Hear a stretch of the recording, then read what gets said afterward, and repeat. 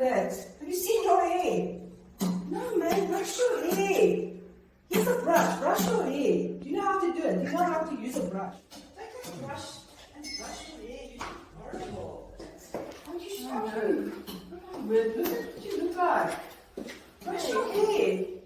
Don't brush her hair, brush your own hair, then it will make a change. Your reflection in the mirror will change. My hair? Yes. It's her hair. No, it's your hair that needs to be calm, not her hair. Are you serious? Yes. Let me look into the mirror. Oh my word. You are right. When I brush my own hair, everything changes. Look at that. Look at the change. My goodness. That looks much better. Why has nobody ever told me that? Thank you. It's a pleasure. How ridiculous was that? So dramatic. But isn't that what we do every day? Seriously, if we think about it. How often do we judge other people and later realize that that same thing that we judged somebody else on was inside of us? When the Lord showed me the journey to wholeness, the very first step, and probably the most difficult one of the four, is looking into the mirror. It's extremely difficult because it means that we have to take responsibility. It means that our flesh must die, and we must see the darkness and the evil inside of us. Jesus himself spoke in Matthew 7, and he said, "Judge not, that you be not judged. For with the same judgment that you judge, you will be judged. And with the measure you use, it will be measured back to you. And why do you look at the speck in your brother's eye, but do not consider the plank in your own eye?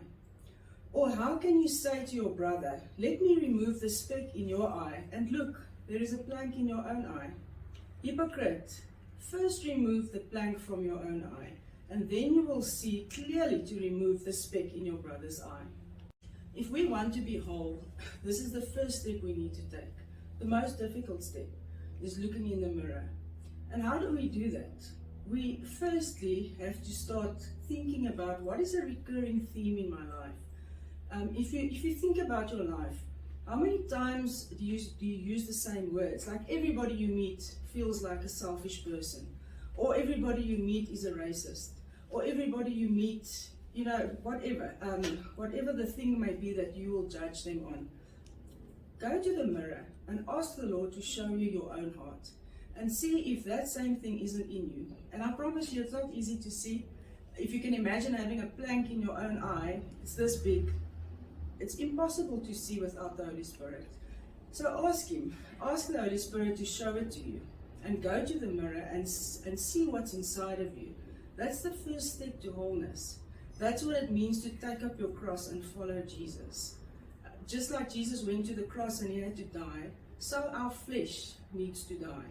But it starts in the mirror. So this is my challenge to you this week. See if you can find what is in you. The moment you change yourself, the moment you deal with that thing, everything will change. What you see in the mirror will change. All of a sudden, you won't see any selfish people. All of a sudden, you'll see loving people. All of a sudden, the mirror changes, or the picture that you see changes. Because whatever is in you is what you see in the world.